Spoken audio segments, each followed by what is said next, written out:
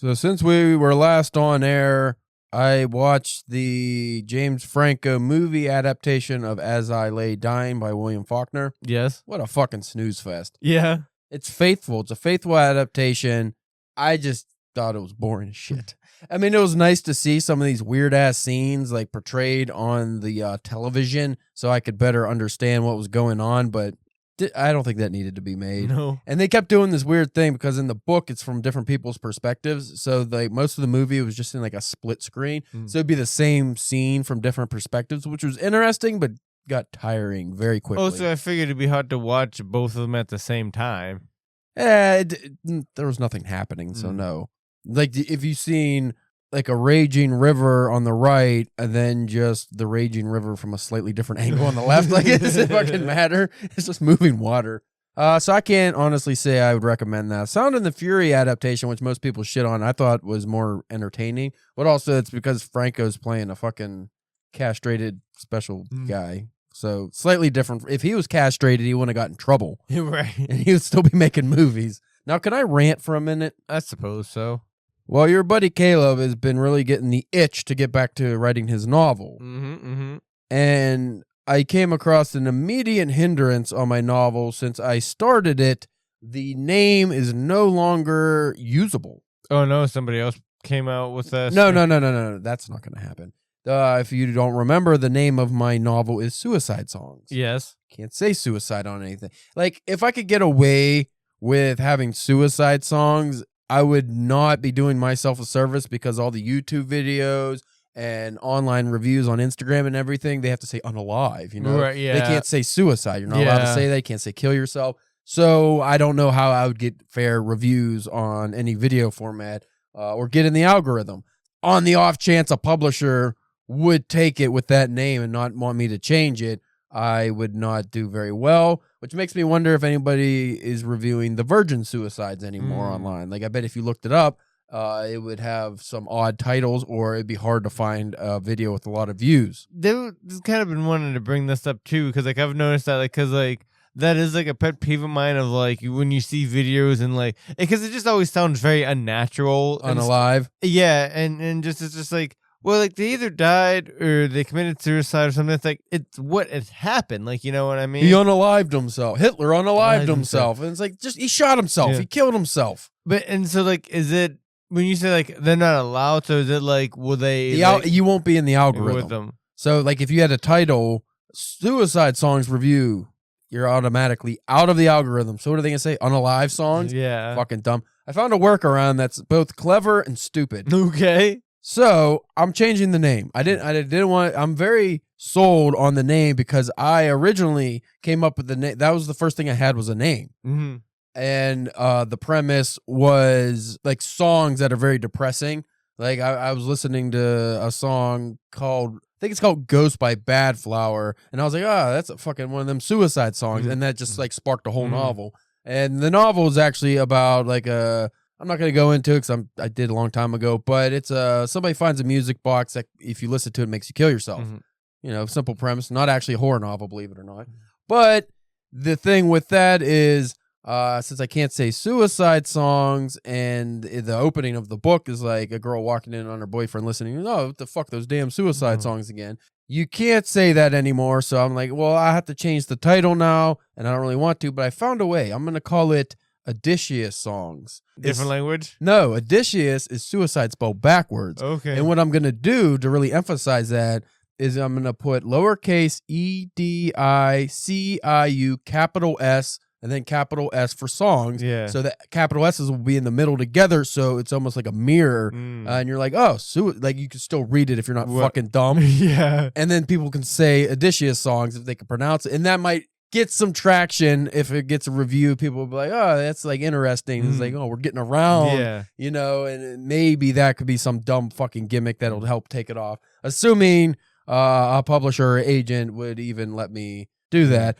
But that goes into my whole rant, Spencer. Well, I was going to say, could you like, I thought you were going to come up with something like completely different, like, you know, some other title, parentheses, suicide. Like, you know. Still can't do that.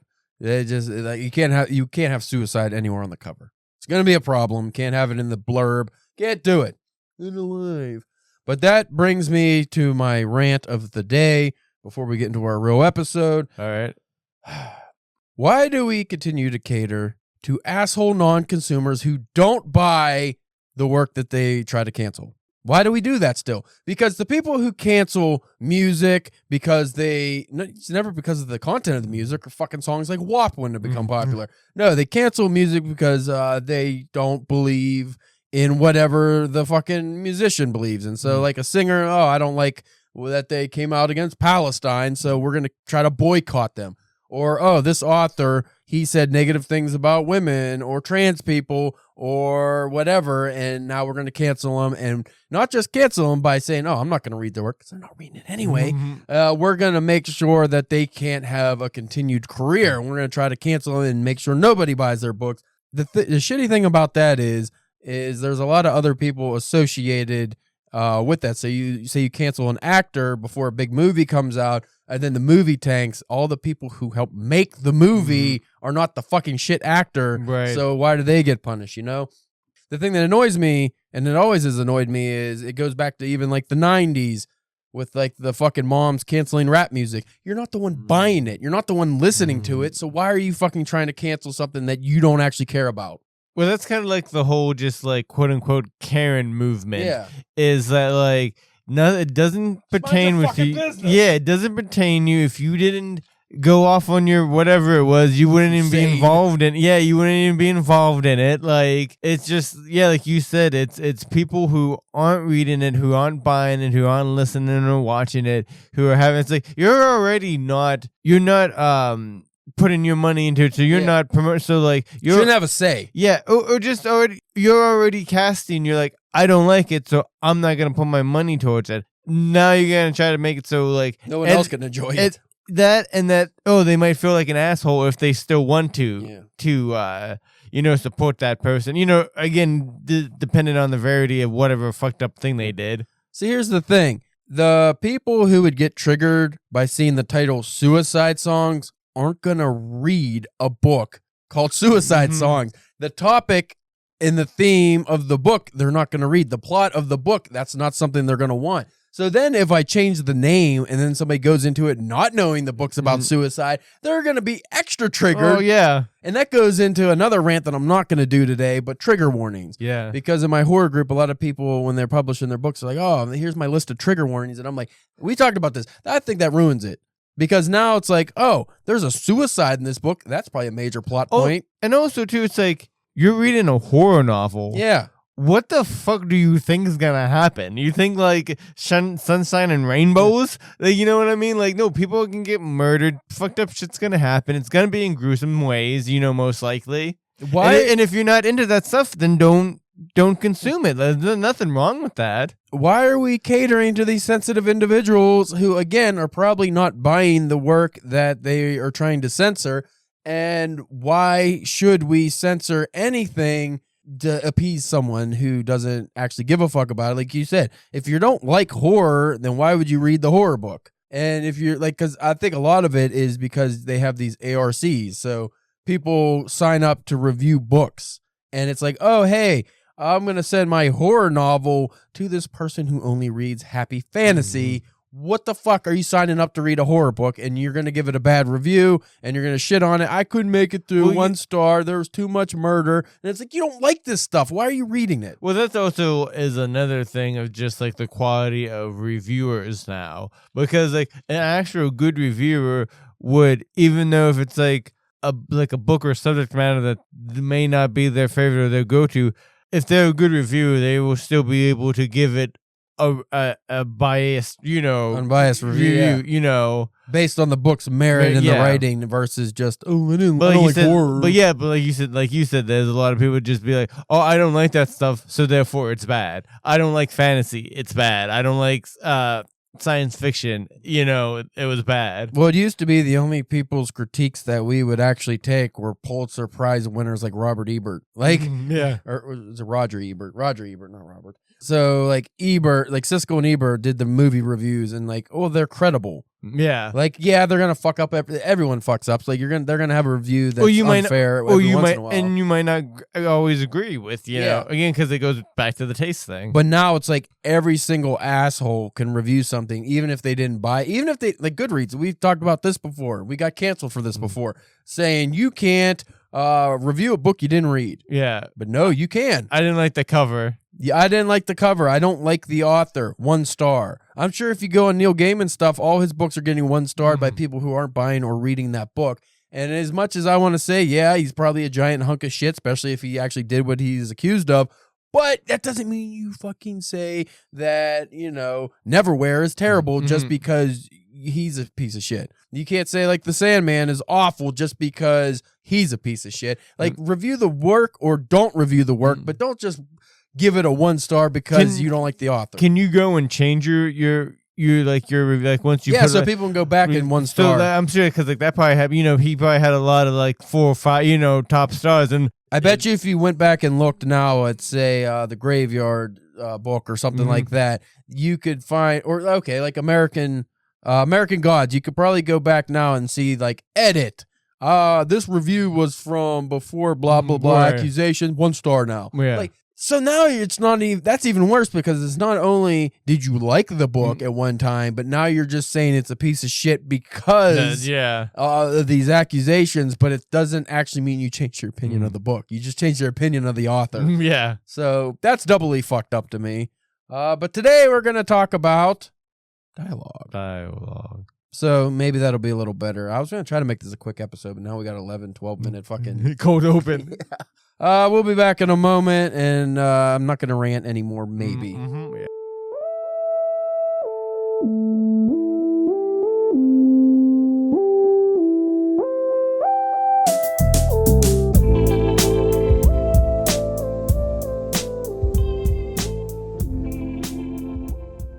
You are listening to the Drunken Pen Writing Podcast. I'm your host, Caleb James. With me, as always, Spencer, the Boston Bean Bouncer Church. That's not a bad one. No. I don't know why I give you bad ones every week usually, but that's not a bad one. No. The Boston Ball Bouncer. I could have. I didn't. I went bean. You know why? Because Boston is known for their gross baked bean candy. Oh, is that what it is? Boston baked beans are a candy. They're actually not gross. I like them. They're like red covered peanuts of some sort. I don't know what the candy is.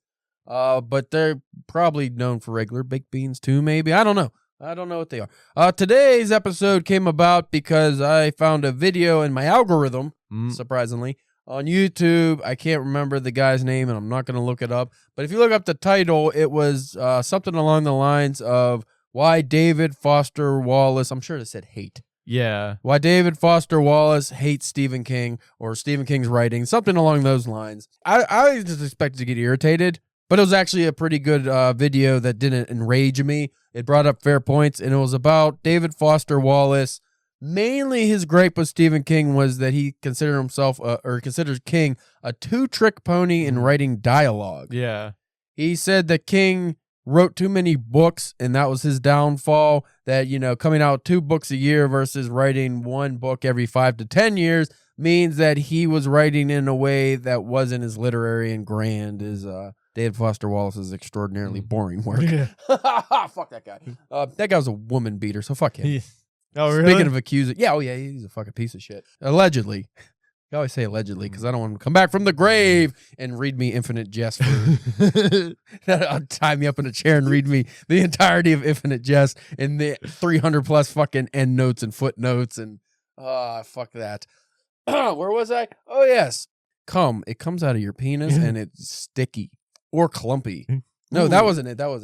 What was I talking about? Oh, Stephen King. So I didn't get into further reading or research to know exactly what those 2 tricks were. But David Foster Wallace, who's also pretty popularly known for having character dialogue that all sound the same. Yeah. Well, and that was a part of the video too, like that like Wallace was critiquing how Stephen King like wrote like black people, but apparently Wallace very offensive. But offensively, Wallace is also very terrible at writing, you know, black people too, I guess. Oh no, I always thought like dialogue was one of Stephen King's like strong suits, but maybe I think the main gripe was that apparently all the characters sound the same. I disagree wholeheartedly.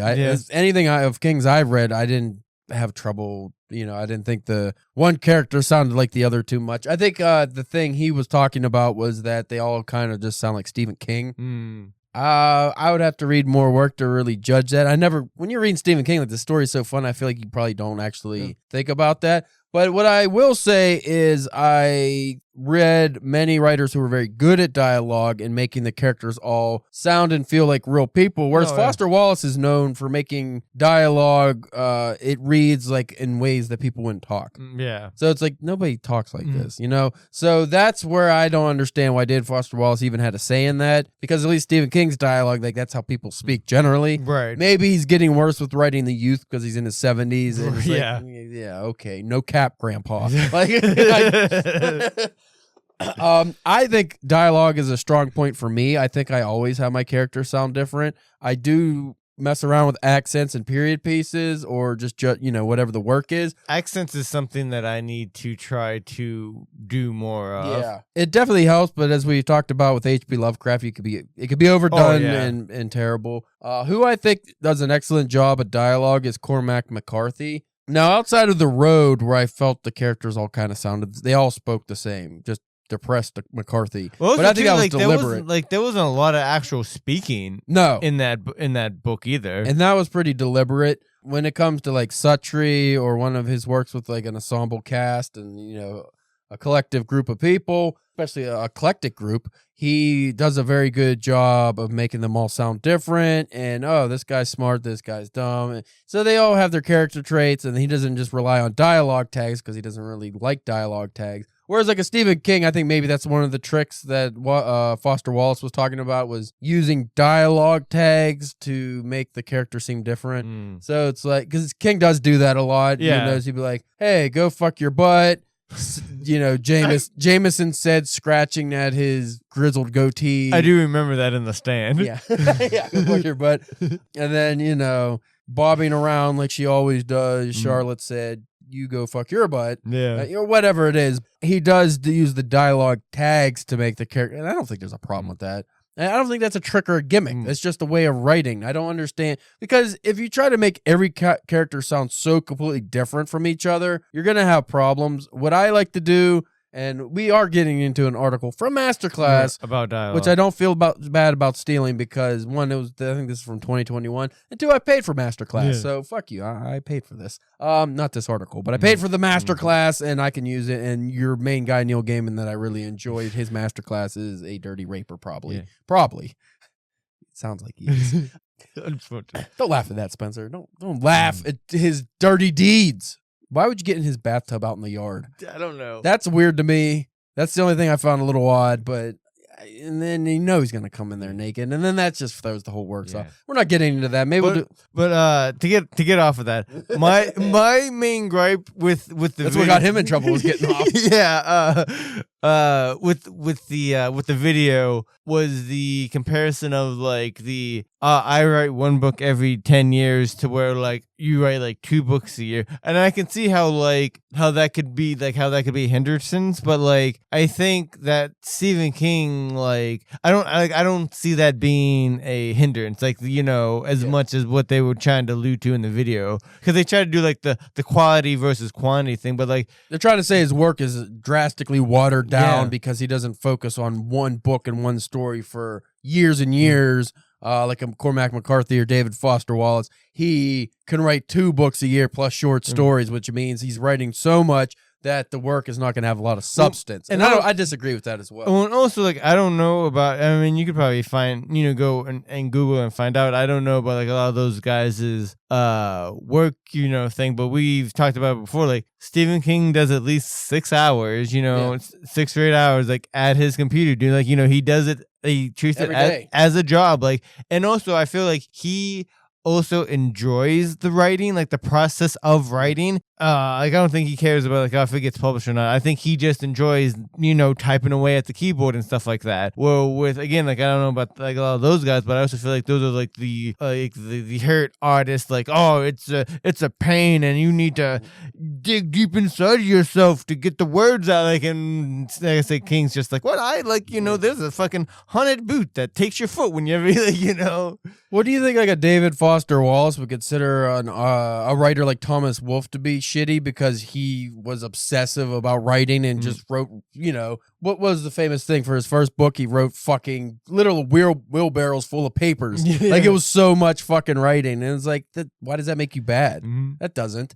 So I don't agree with that, just writing a lot, because then now you're discounting all the pulp writers of yesteryear. And also like he can take some ridiculous premises and make you go like, after reading it and be like, well, damn, like if you just told me what that was, I'd be like, that's gonna be stupid. But then you read it and you're like, that's half good. Like, so like that's, you have to be good to do that. Well, not everyone wants to write literary fiction, or in Wallace's case, obscure science fiction. Yeah, like, what do you not science fiction, scientific fiction. I don't know what the fuck you classify science. It as. Gobbledygook.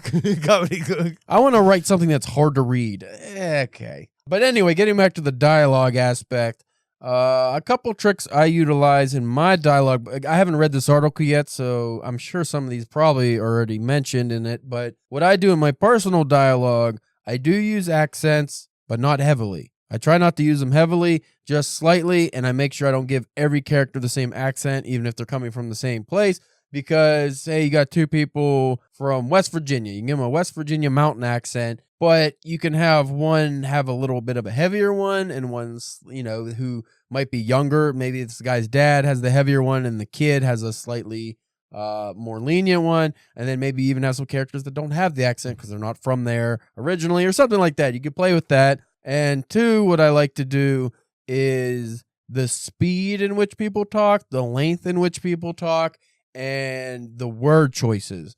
So when you go with speed, a lot of times, and this might be, kind of a douchey way to do it, but I feel women generally talk a little faster than men, their male counterparts. So especially if you have like a woman from a big city versus a guy from a small town, she's probably going to speak a lot faster and maybe bogart the conversations more. And you could do the same thing with academics. I like to do that too. So if I have a professor from a major university like Harvard or something, and then I have like a woman from small town Indiana, the professor's probably going to bogart the conversation, and his vocabulary is going to show that he's from a, he's going to use you'll probably use different, better grammar, different words and stuff like that. Higher end words, better grammar, maybe even to the point where his words and what he's trying to say aren't coming across because the woman doesn't understand, or the man he's talking to doesn't understand because they don't have that background, Like, oh, this guy's he's Ben Shapiro in it. He's just trying to he's Jordan Peterson in it. He's trying to use all these big words to make him sound so smart, but he's just a fucking jackass. Anyway, I like to use that in the pacing. I like to change that up as well. So maybe one character who's a real big fat fuck, and he always does the annual lard eating contest. He's going to have to keep stopping in his conversation to breathe heavily. And I don't have to say he breathes heavily every single, time, but I can break up his sentences. You could also do that if somebody just ran up, from somewhere and they're winded. Those are a little more advanced ways of doing dialogue where that just comes into the environmental aspect of it. Maybe someone's a heavy smoker and they keep coughing. You can do all kinds of fun things like that. But those are some tools I use just to break it up to make it sound realistic. But you can go too realistic, which we talked about in the past. We've also discussed dialogue on episode 42, which I did not re-listen to, so I have no idea how much. But I feel like we definitely grown in the way because we gave our tips for dialogue. I'm sure we've grown and gotten a little better since then. Another thing I like to do is have like the characters speak in a way that's realistic but not too realistic. So you're not going to say and like and a whole bunch. I've read work where they try to sound realistic by using those kind of things, and it gets really fucking annoying. So when the girls like talking like this, like it gets fucking like annoying. Especially like if you're having everybody do that. Yeah. Like if you have like one character that's like that, you might be able to get away with it as like the annoying character. But it even goes into like TV shows, because I've seen some newer TV shows that try to make the dialogue sound a little more realistic, and they do that, and it's I can't do it. I also don't like when the dialogue, and this goes with writing as well, but in movies and shows, not necessarily too smart, but too smooth. Everyone talk. It's almost like the old style movies that were almost written like they were performed like plays. Yeah, they perform Marlon. Like if you watch one, I think it might be A Streetcar Named Desire with Marlon Brando.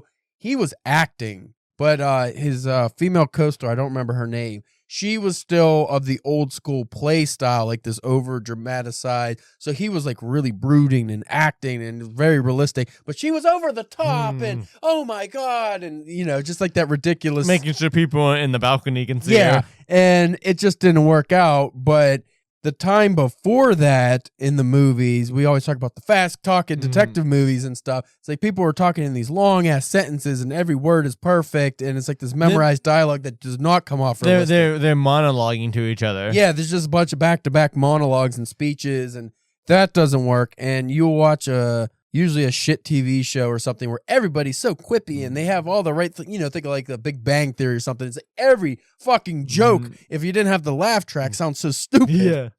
So I'm not a big fan of that. We need to get to this article, Spencer. How to write realistic dialogue, written by Master Class. It's a 6-minute read, and we're not doing all 6 minutes. I'm just gonna skip to the beef. The big beef of the matter. The meat.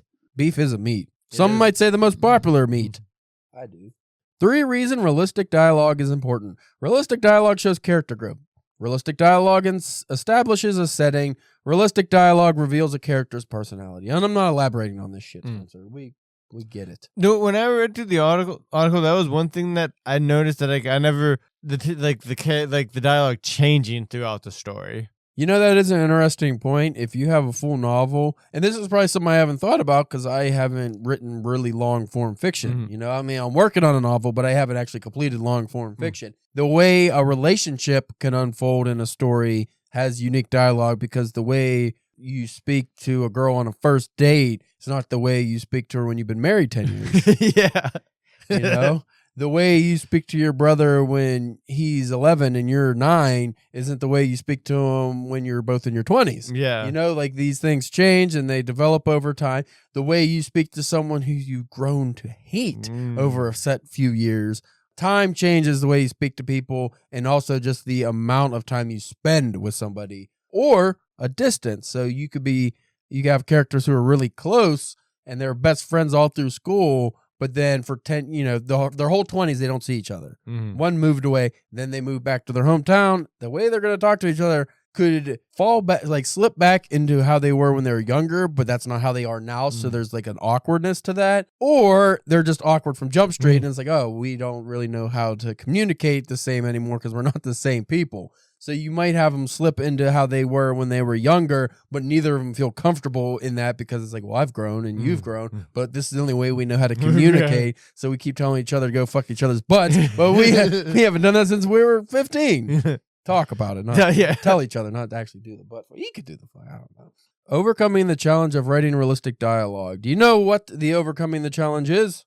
Tell me. The first time you sit down to attempt your own novel writing, you may find it quite difficult to replicate the patterns of normal speech. I feel like you don't have this problem if you do what we always suggest and start off with flash fiction, move your way up to short stories, move your way up to novellas, actually grind and learn how to write before you just go, I'm going to write a novel. Right.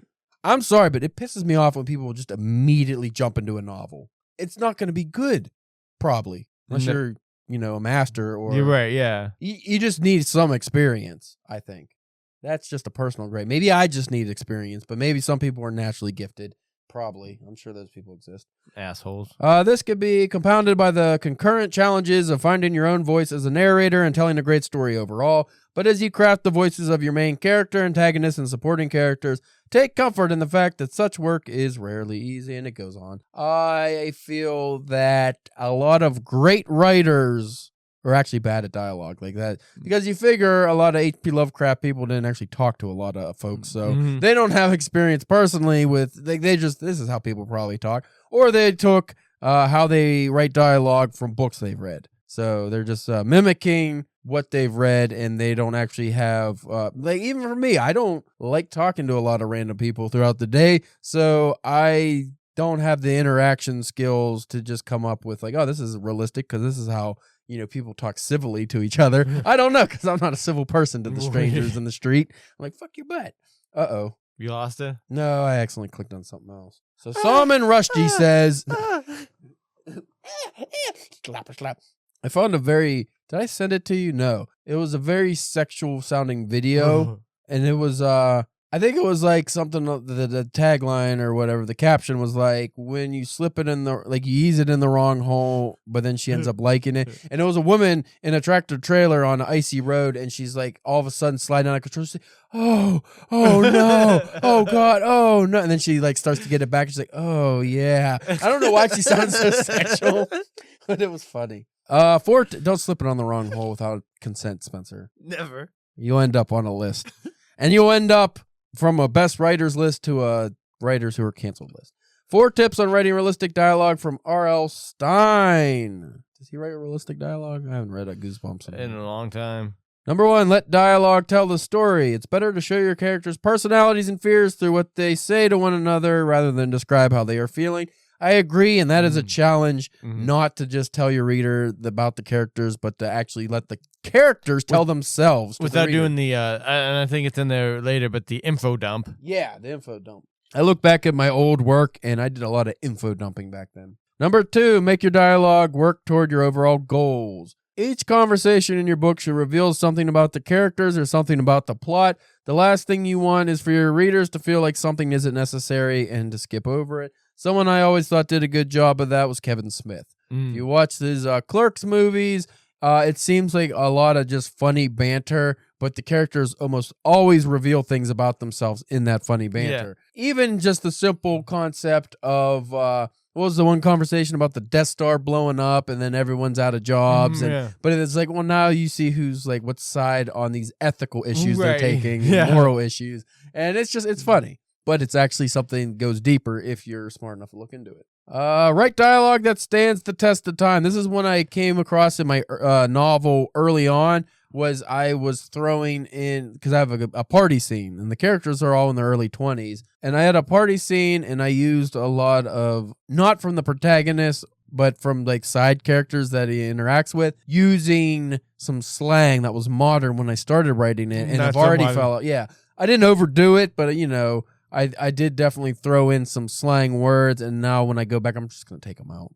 You ever read, well, even if you read like The Sun Also Rises by Ernest Hemingway, he uses like the one character, Lady Ashley, says the word rot so much, and I forget, I don't even remember what it's supposed to mean, but she was, that's rot, oh, rot, and she keeps saying rot, and I'm like, that didn't age well, because I don't know what the fuck, like, it sounds dumb. You get that a lot in comics.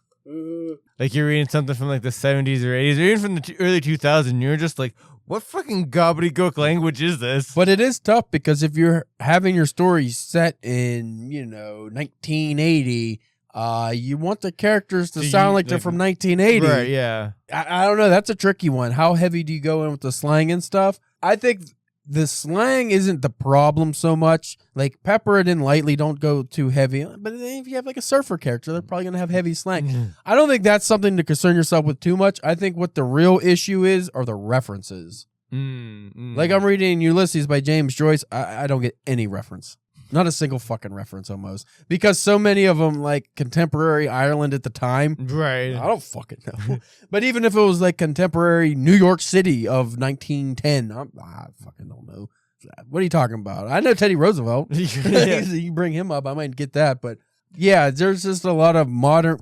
I think of Eminem when I think of this. Eminem, where he always fails is that he uses topical references and like every fucking, like, usually it's funny songs, but the ones that make the radio and stuff. But if you look at all his famous hits from 99 to 2004, all the stuff, like the funny hits mainly, but there's so many references and disses to people at the time. And it's like, fucking sounds so old now. Yeah, like if you didn't like know, like kids now would have no idea who the fucking. Well, even just like something simple as like making fun of the Backstreet Boys. Yeah, it was funny at the time, but 5 years later, when nobody gives a shit about the Backstreet Boys, it's like, well, I don't really like Everlast. He was making fun of, he had a beef with Everlast, and it's like most people don't even know who the fuck Everlast is anymore. Yeah, right. Like it's dumb. Like, is that a boxing thing? Yeah, or there's so many things like that. It doesn't age well. Why does Eminem hate boxing so much? But then you look at like a rapper like Nas or something who didn't do that so much.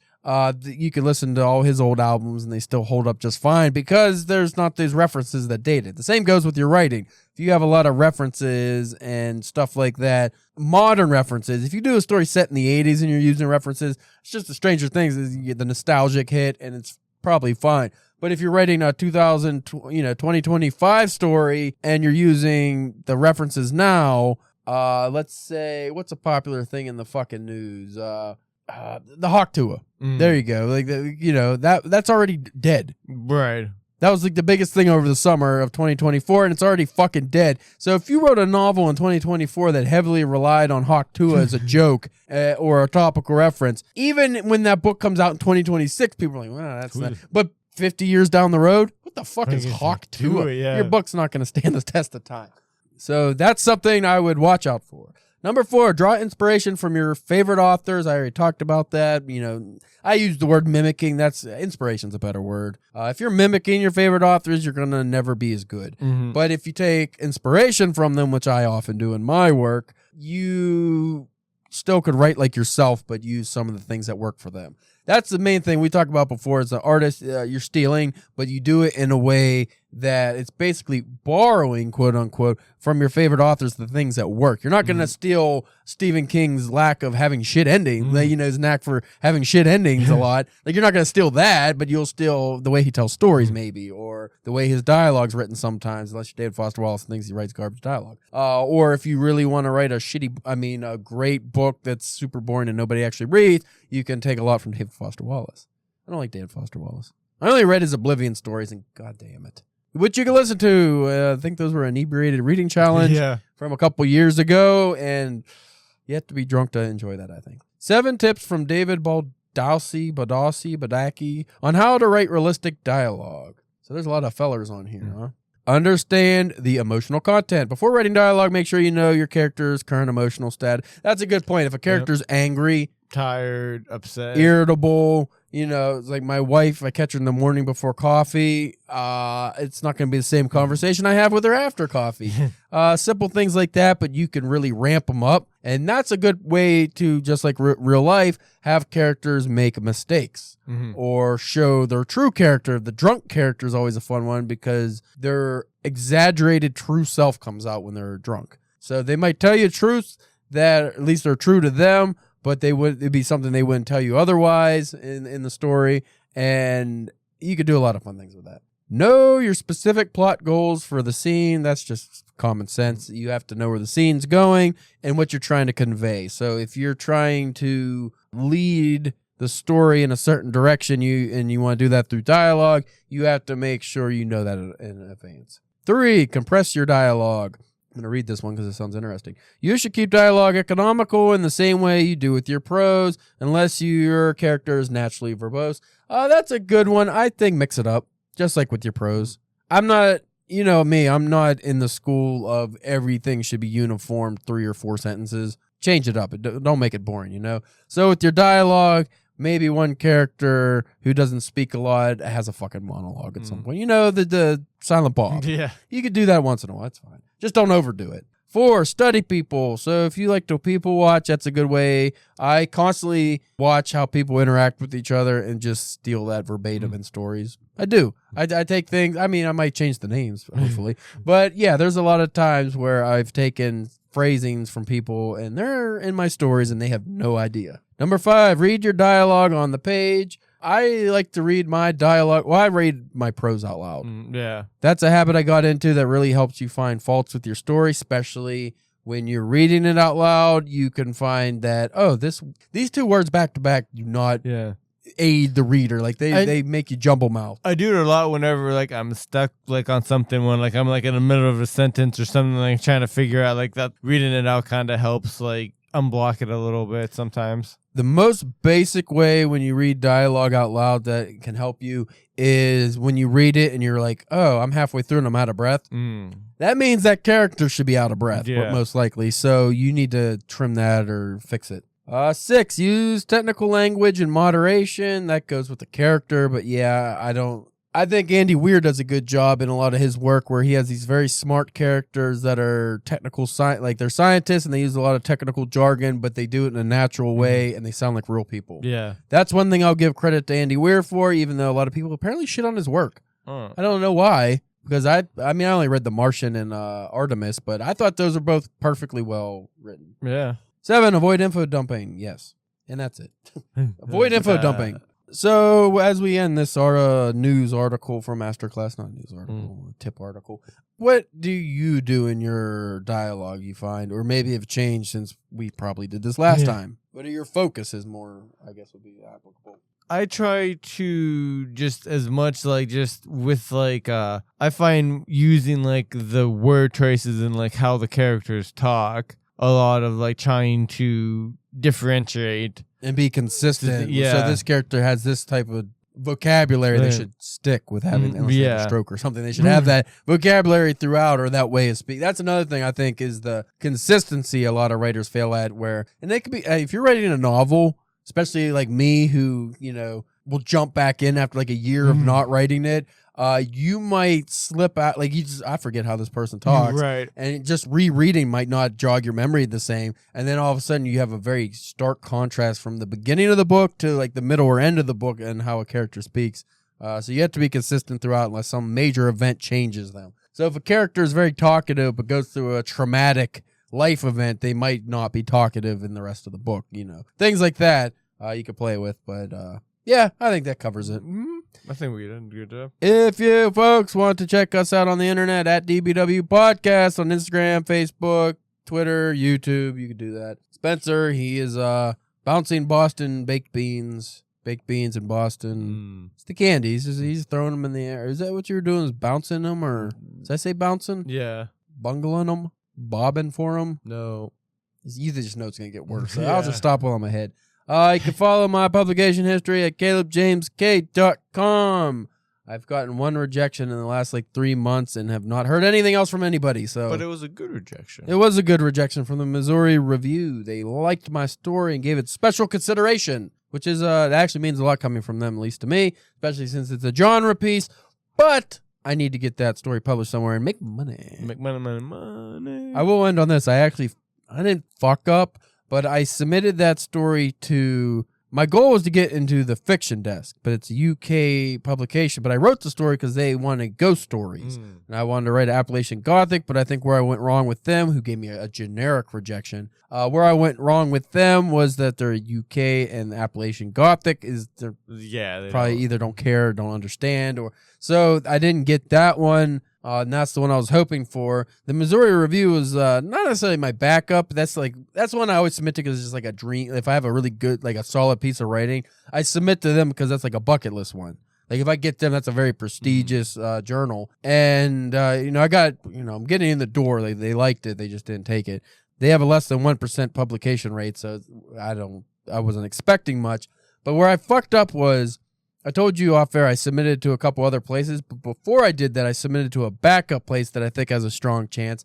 But the backup place, they only finally posted that they are paying. Doesn't say how much they pay. And now I'm kind of worried that what's going to happen is I'm going to get accepted by them before the other ones can even read it.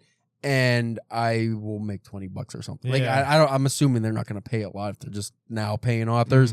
You get contributor copies, and it's a cool publication. It's just, it's not the, it's one of those instances. For the time and effort and stuff you put in that story, you want a bigger reward out of it. Yeah, it's like, I feel the story is stronger than where it could get accepted. It's basically like you wrote, a very, very strong story that can get picked up and paid decently for, but you submitted to an indie anthology that's a guaranteed Like for the quality of the story, it's a guaranteed acceptance. Right. But it's like I could do like I don't want it just the immediate acceptance, So I'll see where it goes. Like I won't be disappointed if it goes there because I submitted there for a reason. But that's not my goal one. I would have liked to have been able to, because the other ones weren't open when I submitted to that one. I would like it to go to reviewing the other ones before it would go into that one, but we'll see how that goes. I'll keep everybody up to date. Anyway, thank you for listening, and we'll check you out next week.